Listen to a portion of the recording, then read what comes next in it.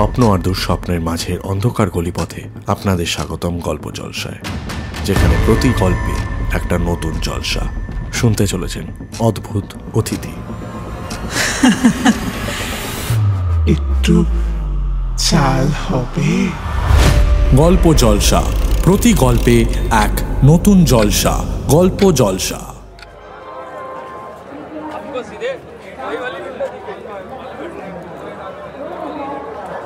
গ্রামের মাটির গন্ধ যখন শহরের ধুলোয় মিশে যায়, স্বপ্নগুলো তখন কেমন যেন অচেনা হয়ে যায়। এই শহরের ভিড়ে দুজন গ্রাম্য ছেলে, অমল আর গৌতম, একটা ছোট্ট গ্রাম থেকে এসছে। পকেটে গুনে গুনে 1 মাসের খরচের টাকা, চোখে আছে চাকরি পাওয়ার স্বপ্ন, আর বুকের ভেতর লুকিয়ে আছে টেনশন, যদি টাকাটা ফুরিয়ে যায় কাজ পাওয়ার আগেই। কিন্তু শহর কাউকে সহজে আপন করে না। প্রথম কয়েকটা রাত কেটেছে শিয়ালদা স্টেশনের কাছে এক সস্তার লজে। স্যাঁতস্যাঁতে দেওয়াল, ভেজা গন্ধ, আর প্রতি রাতে ইঁদুরের উপদ্রব। আবার দেখা লেংটি ইঁদুর ঢুকেছে। তাহলে এভাবে আর কতদিন চলবে বলতো গৌতম? রাতে ঘুম হয় না, একটা ছোট ঘর ভাড়া পেলেও তো হয়। দেখ না, একটু খবর নে না, যত ছোটই হোক। জানি রে, কিন্তু যত ঘর দেখছি ভাড়া এত বেশি যে কল্পনাও করা যায় না। আমাদের টাকায় ছোট্ট একটা বাসা হলেও সেও যেন স্বপ্ন। দুজনের চোখে তখন একটাই আশা, যে কোনোভাবে একটা ছোট্ট জায়গা।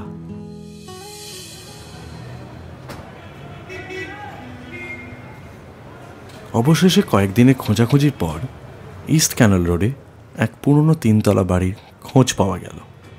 চারপাশে অদ্ভুত নির্জনতা, দেওয়ালে পুরনো চুনকাম খসে গেছে। বাড়ির বারান্দা থেকে ঝুলছে শিকলওয়ালা ঘণ্টা। বাড়ির মালকিন শাশ্বতী দেবী, 70-এর কাছাকাছি এক মহিলা। ঘণ্টা বাজাতেই দরজা খুললেন শাশ্বতী দেবী।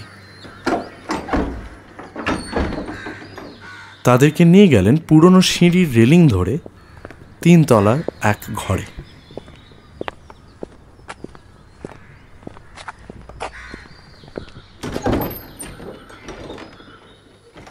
এই ঘরটা তোমাদের জন্য ঠিক হবে? এই একটা বেডরুম, একটা রান্নাঘর, আর এইদিকে একটা বাথরুম। আমার মনে হয় দুজনের জন্য যথেষ্ট। আরে এটা তো আমাদের জন্য একদম পাক্কা মা। ভাড়া কত হবে? সে খুব বেশি নয়, তোমাদের মতো ছেলেদের কথা ভেবে বলছি। আগাম কিছু দিতে হবে না, মাসের শুরুতে ভাড়াটা দিলেই হবে বাবা। বেশ বেশ, তাহলে আমরা কাল থেকেই থাকতে শুরু করি। বলুন। হ্যাঁ হ্যাঁ, নিশ্চয়ই। কালই তোমরা তোমাদের জিনিসপত্র নিয়ে চলে এসো, কেমন? অমল আর গৌতমের মুখে ফুটল বহুদিনের দুশ্চিন্তা পেরোনো এক নির্মল হাসি। কলকাতার বিশাল ভিড়ের মধ্যে অবশেষে তারা খুঁজে পেল একটা আপন ঠিকানা। পরের দিন সকাল, লজ থেকে সামান্য মালপত্র গুছিয়ে নিয়ে ইস্ট ক্যানাল রোডের পথে রওনা দিল অমল আর গৌতম। দুজনের মুখে উত্তেজনা, বুকের ভেতর এক অদ্ভুত আনন্দ। শহরের থেকে এটাই তাদের প্রথম কিছু পাওয়া।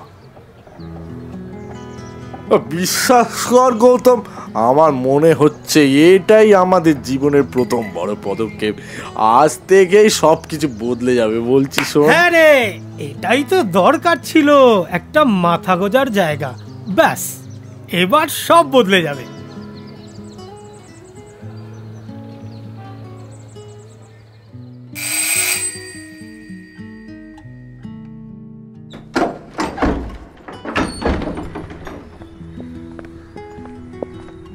বাড়ির সিঁড়ি ভেঙে তারা উঠতে উঠতে বুঝতে পারছিল এখানে বিশেষ কেউ থাকে না। বাড়িটা শান্ত, আর চারপাশে একটা অদ্ভুত নির্জনতা। ঠিক তখনই এলেন বাড়ির মালকিন শাশ্বতী দেবী। হাতে এক পুরনো চাবির গোছা, যেন লোহার সঙ্গে সময়ের মূর্ছে আটকে আছে। এই নাও তোমাদের ফ্ল্যাটের চাবি। এবার থেকে এটুকুই তোমাদের আশ্রয়। তবে শোনো, যখন তখন ছাদে যেও না। দিনে এখানে 2বার মতন পাম্প চলে, তাতে আশা করি তোমাদের সব কিছু ব্যবস্থা হয়ে যাবে। আর হ্যাঁ, রাত 10টায় নিচের গেটে তালা পড়ে যায়, তারপর আবার চাবি টাবি নিয়ে একটু সমস্যা হতে পারে, সেটা একটু খেয়াল রেখো তোমরা। তবে একটা কথা বলবো। তার চোখের কোণে হঠাৎ যেন এক অদ্ভুত ছায়া খেলে গেল, যেন বহুদিনের এক ভয় চেপে আছে বুকের ভেতর। আজকালকার শহরে জানোই তো কত রকমের মানুষ থাকে। রাতে যদি কেউ দরজায় কড়া নাড়ে, খোলার আগে ভালোভাবে দেখে তারপর খুলো। মানে লোকজন বলে এই ফ্ল্যাটের আশেপাশে এক অদ্ভুত ঘটনা ঘটে। রাতের গভীরে কখনো কখনো এক শতবর্ষীয় বুড়ি আসে। সে দরজায় কড়া নেড়ে কেবল নাকি ভিক্ষা চায়, বিশেষ করে চালের। কিন্তু যদি তাকে একবার চাল দিয়ে সাহায্য করো, সে আর সেখান থেকে যায় না। ও মা, এসব আবার কি? ভয়ের কিছু নেই তো? মানে এগুলো তো আমাদের ওই গাঁয়ের গাঁজাখুরি গপ্পর মতো। আচ্ছা, আপনি কি কিছু লুকোচ্ছেন? না না, লুকোবো কেন, সেরম কিছু নয়। যা বললাম শুধু সেটাই মাথায় রেখো তোমরা। আরে ঠিক আছে মা, আপনি কোনো চিন্তা করবেন না, আমরা সব কিছু খেয়াল রাখবো। তারা হেসে উড়িয়ে দিলেও গৌতমের মাথায় একটা প্রশ্ন জমে রইল। নতুন ফ্ল্যাটের দিনগুলো যেন দ্রুত ছন্দে চলতে লাগলো। সকালবেলা পান্তা ভাত খেয়ে বেরিয়ে পড়া, সারাদিন কাজের খোঁজে দৌড়ঝাঁপ। প্রতিদিন রাত 9:30টার মধ্যেই তারা ঘরে ফিরত, রাত 11টা বাজতেই ঘুমিয়ে পড়ত।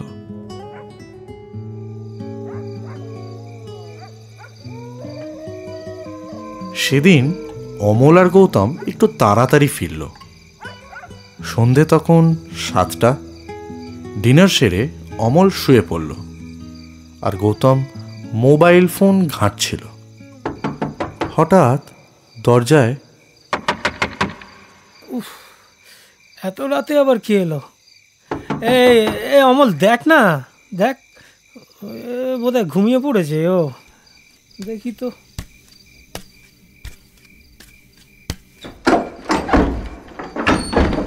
দরজা খুলতেই সে দেখল এক মেয়ে, বয়স হবে 25-26, চোখে শূন্যতা, অথচ মুখে এক রহস্যময় হাসি।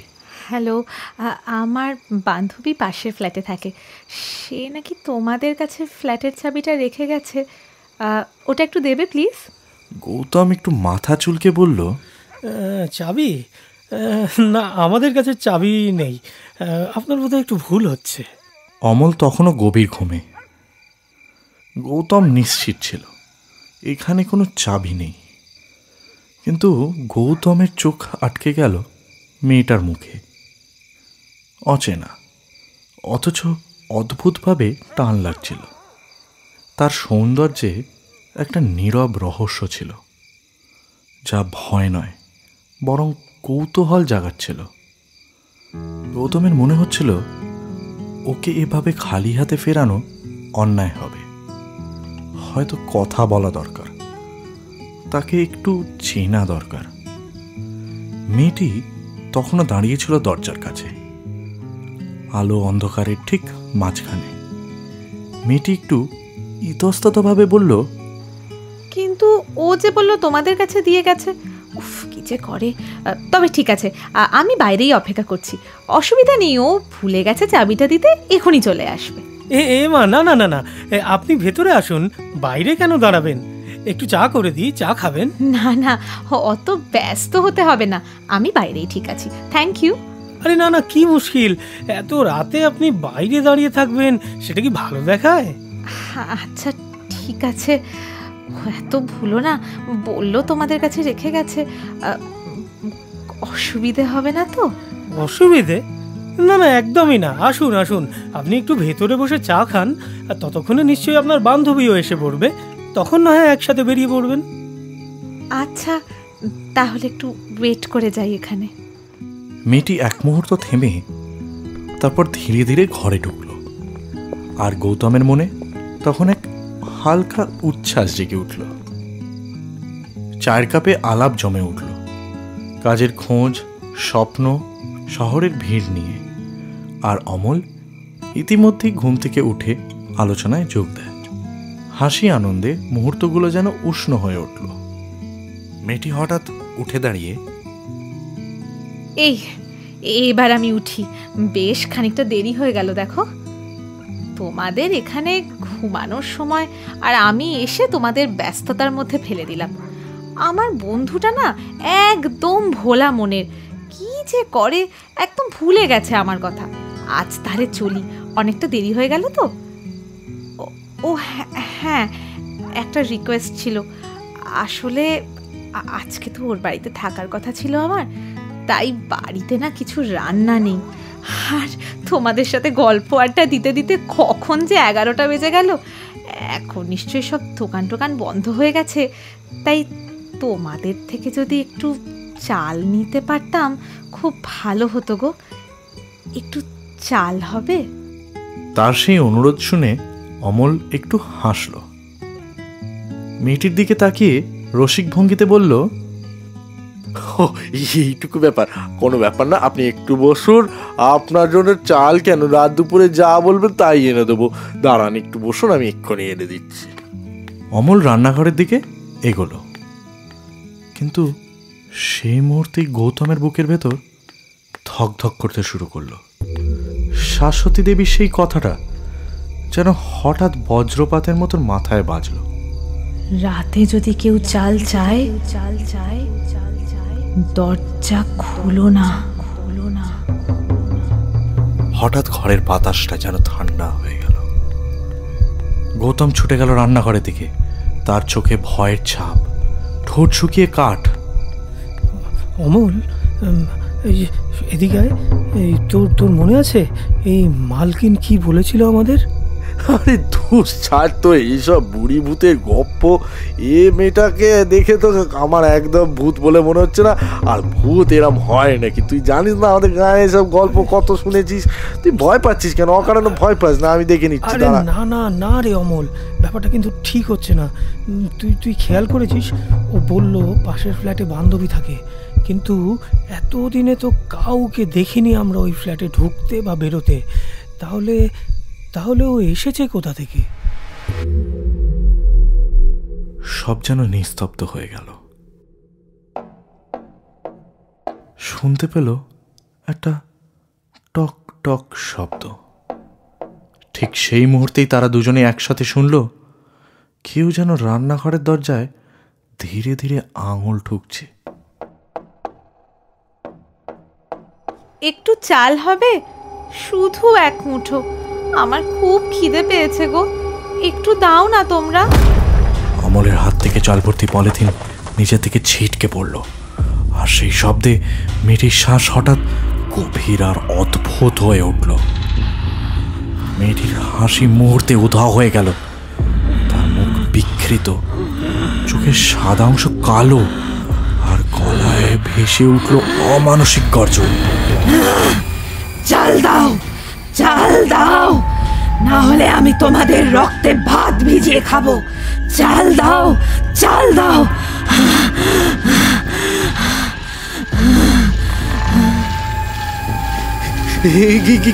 গৌতম, এ কি হচ্ছে রে? এ তো মানুষ নয়, তুই ঠিক বলেছিলিস। দাঁড়া, কি হবে রে? তোকে তো আমি আগেই বলেছিলাম ও মানুষ নয়, ও ভূত, ও ভূত।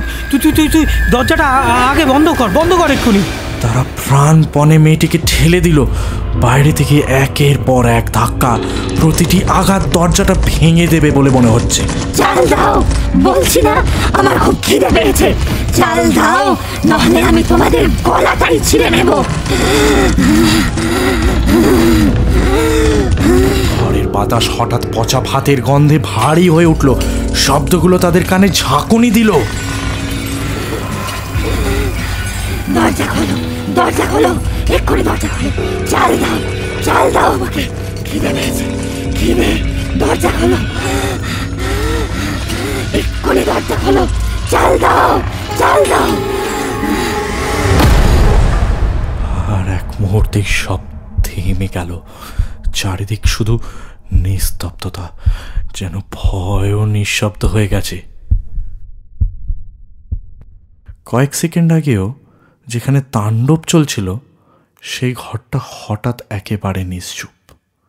অমল আর গৌতম বুক চেপে হাঁপাচ্ছিল। শ্বাস প্রশ্বাসের শব্দ যেন কানে প্রতিধ্বনিত হচ্ছিল। গৌতম সে কোথায় গেল রে? এইভাবে হঠাৎ থেমে গেল কেন? এই ঝড়ের আগে যেরকম থেমে যায় সবকিছু, এরকম ব্যাপার নাকি রে? আমার কিন্তু হেবি ভয় লাগছে রে। গৌতমের মনে পড়ল শাশ্বতী দেবীর সেই কথাটা, যদি কখনো ভয়ঙ্কর কিছু ঘটে সিঙ্কের নিচে টোকা দিতে, তবেই সাহায্য আসবে। এই অমল, অমল শিগগিরি এদিকে আয়, শিগগিরি আয়। এই মনে আছে কিছু হলে মালকিন বলেছিল সিঙ্কের নিচে টোকা দিতে। তাড়াতাড়ি আয় তো, একটু সিঙ্কের নিচে একটু টোকা দি, টোকা দি।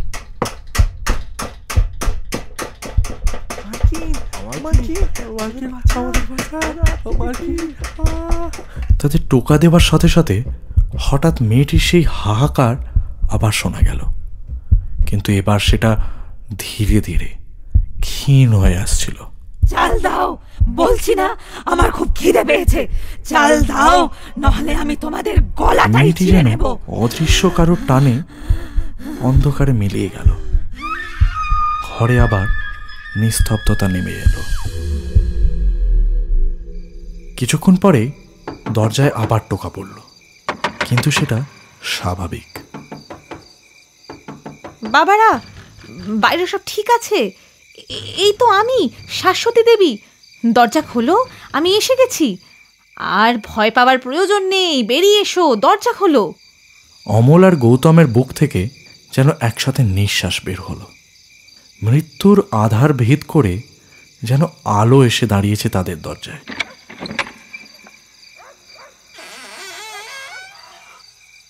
দরজা খুলতেই ভেতরে এলেন শাশ্বতী দেবী।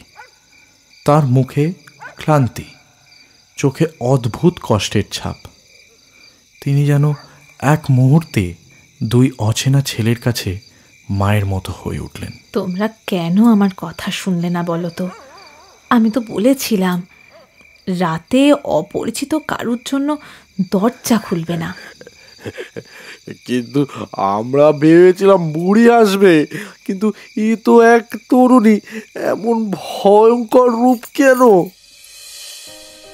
সে আমার মেয়ে, ছোটবেলা থেকেই ও মানসিক ভারসাম্যহীন। বছরের পর বছর চিকিৎসা করালাম, তবুও রোগ সারল না জানো। রাত বিরেতে মাঝে মাঝে বাড়ি থেকে পালিয়ে যায়, অন্যের দরজায় কড়া নেড়ে ভিক্ষা চায়। সমাজের কাছে এক লজ্জা। তাই আমি এই ভুতুরে বাড়ির গল্প বানিয়ে রেখেছিলাম, যাতে কেউ প্রশ্ন না করে, কেউ সত্যিটা না জানতে পারে। অমল আর গৌতমের বুকের ভয় যেন করুণায় গলে গেল। এক মুহূর্তের জন্য তারা ভুলে গেল ভূতের ভয়। চোখের সামনে যেন দাঁড়িয়েছিল এক অসহায় মা। আমরা একদম বুঝতে পারিনি মা, আমরা কাউকে কিছু বলবো না। এই ব্যাপারটা শুধু আমাদের মাঝেই থাকবে। ধন্যবাদ গো, তোমরা বুঝলে বলেই একটু শান্তি পেলাম বাবা। হঠাৎ ঘরটায় যেন স্বস্তি ফিরে এলো। এক মুহূর্তের জন্য মনে হলো সব আতঙ্ক হয়তো মনের ভুল, একটা রাতের বিভ্রম মাত্র। কিন্তু মা, কিন্তু সে গেল কোথায়? এতক্ষণ তো এখানে ছিল। হ্যাঁ, এখানেই। ও মনে হয় তোমাদের শোয়ার ঘরের দিকে গেছে। চলো একবার গিয়ে দেখে আসি। তারা একে অপরের দিকে তাকালো। ধীরে ধীরে শোয়ার ঘরের দিকে এগোলো। ভেতরে ঢুকতেই বুক কেঁপে উঠল।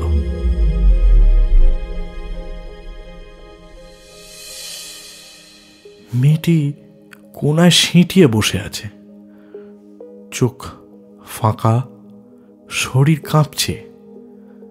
চারপাশে ছড়িয়ে ছিটিয়ে অমল আর গৌতমের সমস্ত জিনিসপত্র, সব ভাঙা, ছিঁড়ে টুকরো টুকরো।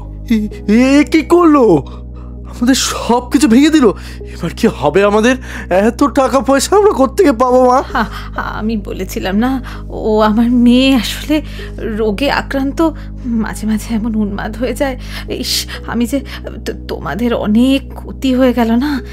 আচ্ছা চিন্তা করো না, সব ভাড়া থেকে আমি অ্যাডজাস্ট করে দেব।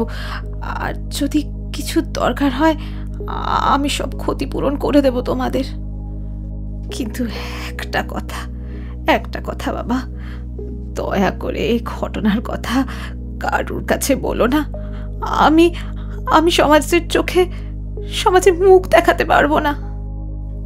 অমল আর গৌতমের বুকের আতঙ্ক হঠাৎ করুণায় গলে গেল। তারা দুজনেই সম্মতিতে মাথা নাড়ালো।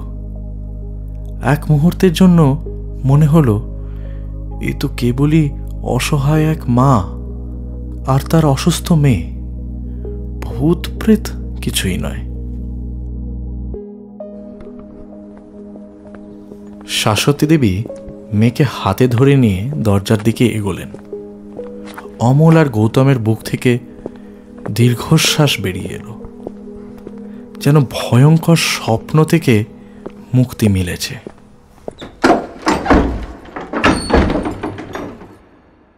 কিন্তু ঠিক সেই মুহূর্তেই মেয়েটি আর শাশ্বতী দেবী একসাথে থেমে দাঁড়ালেন। ধীরে ধীরে মাথা ঘুরিয়ে তাকালেন তাদের দিকে। চোখ উল্টে গেছে, ঠোঁটে ভয়ঙ্কর বাঁকা হাসি। এবার তাদের কণ্ঠস্বর একসাথে ভেসে এলো।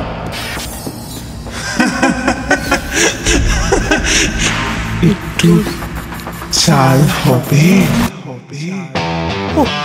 ওরা ভূত! এভাবেই শেষ হলো অদ্ভুত অতিথি। কিন্তু শেষ কি সত্যি হলো? কখনো গভীর রাতে যদি দরজায় কড়া নাড়ার শব্দ শোনেন, সাবধান, কারণ হয়তো কেউ শুধু বলবে একটু চাল হবে। একটু চাল হবে। আপনারা শুনছিলেন গল্প জলসা, যেখানে প্রতি গল্পে একটা নতুন জলসা। যদি গল্পটা ভালো লেগে থাকে তাহলে অবশ্যই সাবস্ক্রাইব করবেন আর শেয়ার করুন আপনাদের প্রিয়জনদের সাথে, কারণ অন্ধকারে ছড়িয়ে থাকে প্রতিটা গল্প। কোনো না কোনো দিন দরজায় কড়া নড়বে।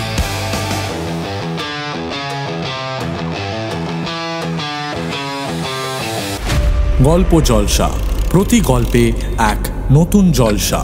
গল্প জলসা।